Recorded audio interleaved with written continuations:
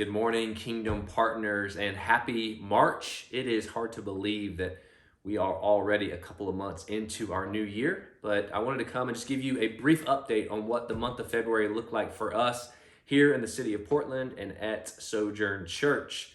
I'm going to kind of filter this update just through our rhythms as a church, which is typically our gatherings, our groups, and our outreach. And so, as far as our Sunday gatherings, we are doing a hybrid form of our gathering for a couple of reasons. One, we are still in phase one in the city of Portland, although since you heard from me last, things have started to reopen. Restaurants can actually have indoor seating at 25% capacity, which means I somewhat have an office back when I can go and work out of coffee shops for those that have chosen to open up.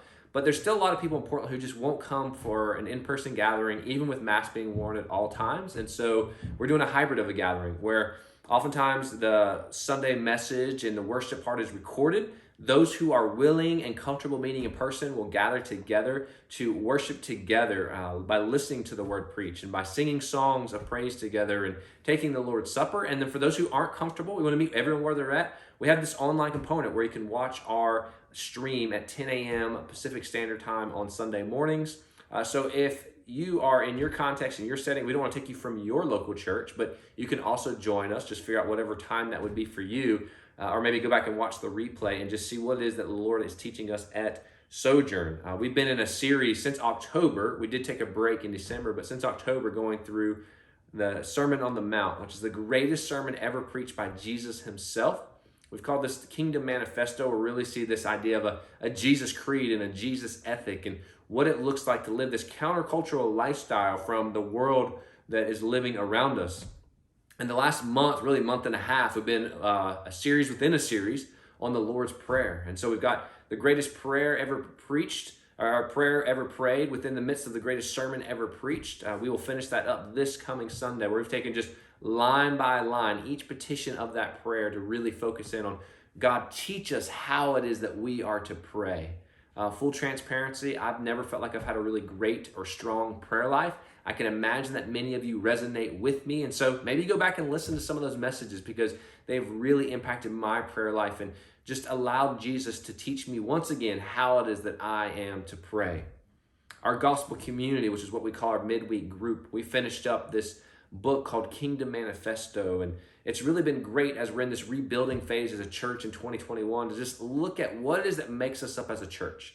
What is the vision that God has given us? What are those values that we want to live out, and how it is that we're going to see this church further planted and rooted in the city of Portland. And then our outreach this past month. We decided at the end of last year there were some unique opportunities on how it is that in this COVID age that we invite our community to interact with a church, knowing that that's unlikely in our city they will come to a service or a gathering of any kind.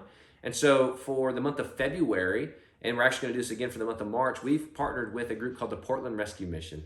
And their whole mission and purpose is to serve our houseless neighbors or our homeless neighbors here in the city. We have an exponential amount of people in our city compared to many other areas of the country. But their goal is not only to feed them and to clothe them, it is also to take the gospel of Jesus Christ to them and to see disciples made amongst this population of our neighbors in our city. And so we decided as a church, February is our coldest month. In fact, we got 6 inches of snow and 2 inches of ice on top of that just about 2 weeks ago. But we decided to do a blanket and coat drive. And our neighborhood has come through. Just 2 weeks ago was the last time we did a drop off, and we have dropped off about 300 pounds worth of clothing and blankets. Now, I'm not sure how many clothing and blankets that ends up being. We were going to collect them all and count and then report that number, but the Portland Rescue Mission is such desperate need of those items right now, this time of year, that each week we've just been dropping off. And from what I've been told, there's another trunk load right now waiting to be taken down to the Portland Rescue Mission. And so that has been a wildly successful outreach that we've done with our community. The plan, if you remember at the beginning of this year, I told you is each month we want to do some form of outreach that invites our community, not just the church, but invites our community to interact with us, to join us in loving our city well. And then our goal would be that at some point, a short-term mission team, maybe you'll lead that team out here, that we could have a dinner just to thank our community, but also to build those relationships and build those bridges to a relationship with us as a church, but ultimately with a relationship with Jesus Christ. And then one final highlight that I want to mention from the month of February is you may even see a little bit of sun on my face, but my family had the opportunity to go to Florida last week. So Florida, obviously the weather is very different from this time of year. It's a great spot to visit, get away from Portland winter weather. So we were able to soak up the sunshine and the warmth. But the whole reason we went there was to visit with one of our faithful and strong partners, First Baptist Church, Plant City, Florida. They are a great church. They've been a great partner of ours, and they were having their first missions conference in over 7 years called Reach. And really, what is it that, how can you glorify God with your life? And so I had the opportunity to speak on Friday night to about 300 of their people, and we were able to do a virtual mission trip where they kind of walked through a room that was all about Portland.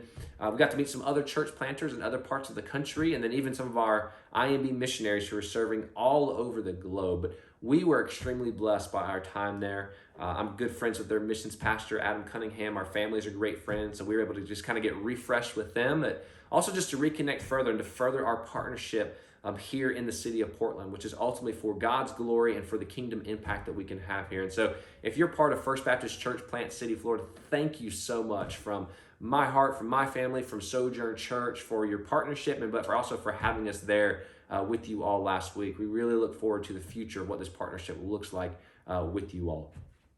I want to leave you off with just a few prayer points as we move into the month of March. First is for our gospel community. Once again, that midweek group, we finished Kingdom First, and we've been kind of wrestling through what is it that we do next as we're still in this phase of a lot of people want to join on Zoom and they don't necessarily want to come in person. And it just kind of came to our attention that some entry-level apologetics that's geared towards evangelism would be exactly what we need as a church plant. And so we are actually going to be taking the next, I think, 2 months to go through The Reason for God. If you've never heard of The Reason for God, it's a book that's written by Tim Keller, wildly influential in my life. I highly recommend it to every single person tuning in and watching this. But we're going to go through that book, but not just the book, we're going to go through a study on that book to answer some really hard and tough questions. And hopefully it'll give us some of those apologetic tools that we can use in relationships here in our city, but that are geared towards evangelism, geared towards pointing people to Jesus.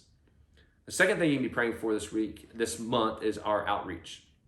We're going to do another round with the Portland Rescue Mission, this time collecting socks and gloves and winter hats, because even as the weather gets warmer, I think today it's going to be 60 degrees at the time of this recording, the people who are sleeping on our streets are still going to be really cold for them at night. And so we're collecting those items to continue to give to them and to hopefully bless them. We're also doing a compassion clinic. You might say, well, I remember you mentioning that last month. Well, the Compassion Clinic, which is a free dental and health clinic, was actually scheduled for the same weekend that we had all of that snow and ice. And so it had to get postponed.